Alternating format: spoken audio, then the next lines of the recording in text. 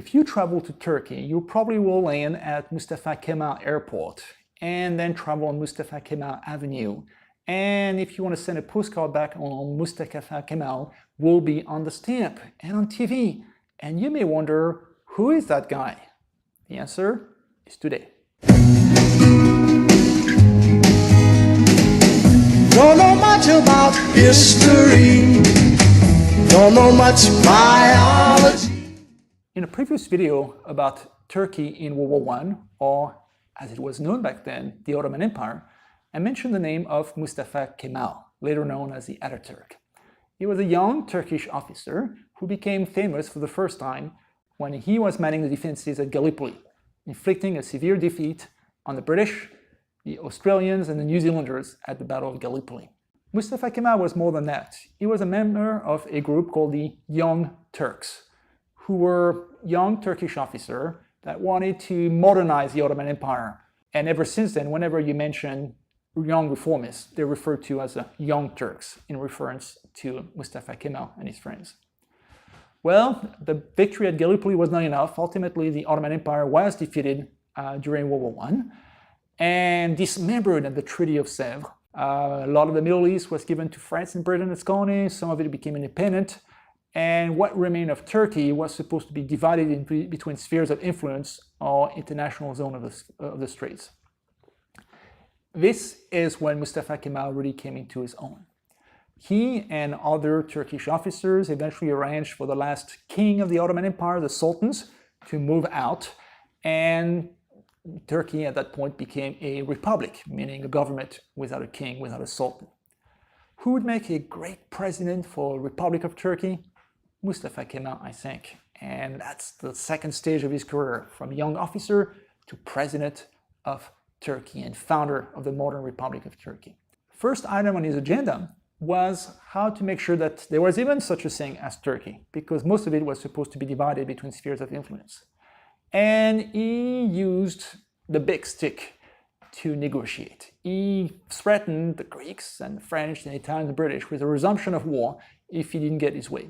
And that was a good timing, because the 1920s was a time when all these countries were barely recovering from World War I. They were broke, and because a whole generation had been wiped out in World War I, people were afraid of blood.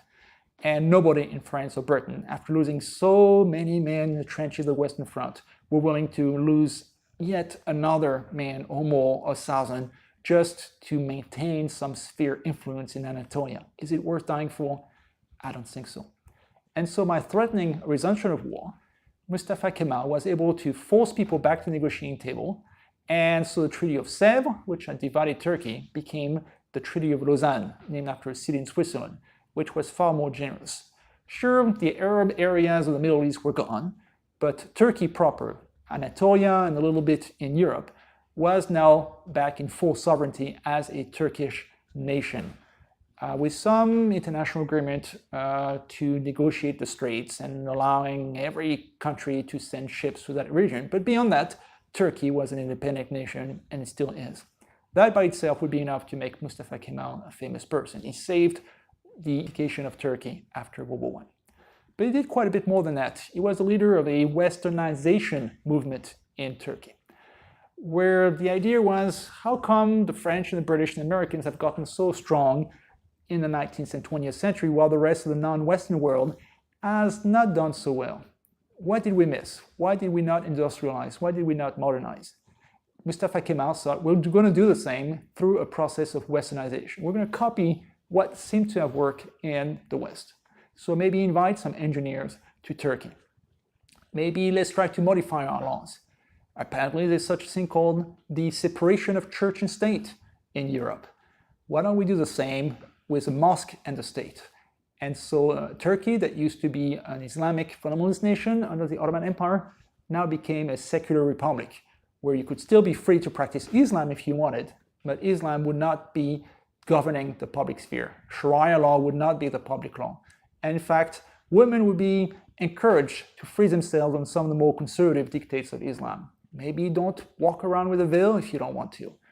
Maybe change the way you dress that is less conservative and less in line with the canons of Islam, which really put Turkey at odds with the rest of the Middle East that would tend to have more closely intertwined relationship between the religion and the state. What Mustafa Kemal did as well was to embrace democracy.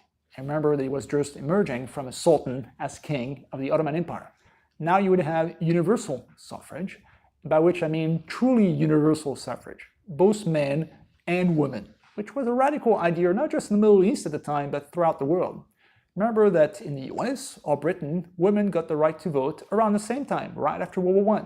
And I hate to say that, but in France there was a proposal to grant women the right to vote after World War I, and that proposal was defeated. It's not until World War II that France granted the right to vote to women. How else could you westernize? Well, maybe changing the way you write.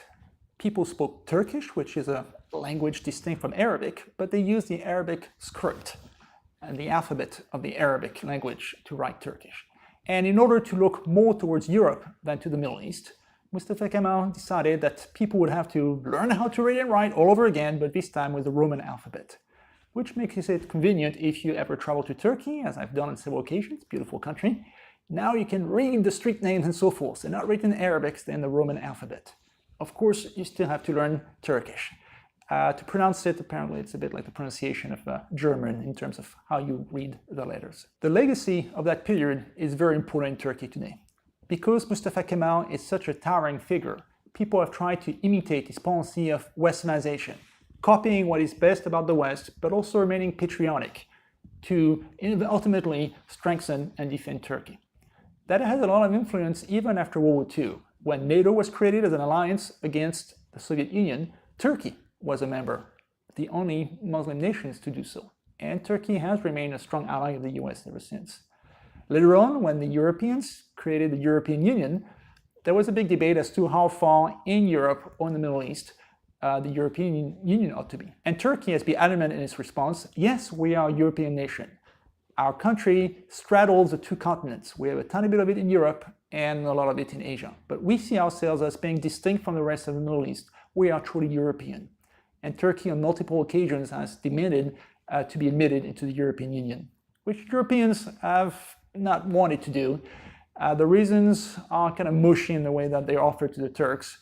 Let's put it this way. I think there's a big divide, which is Christian against Muslim, Asians against Europeans. But the Europeans don't want to appear too bigoted and have been wasting time offering a variety of fake responses. So stay tuned for that one. The legacy of Mustafa Kemal has changed a bit in the last few years, now that there is a new president/dictator of Turkey, Erdogan, who has gone back on a number of things like democracy, rights for women, and the separation of mosque and state, which ultimately might undo a century of progress in Turkey.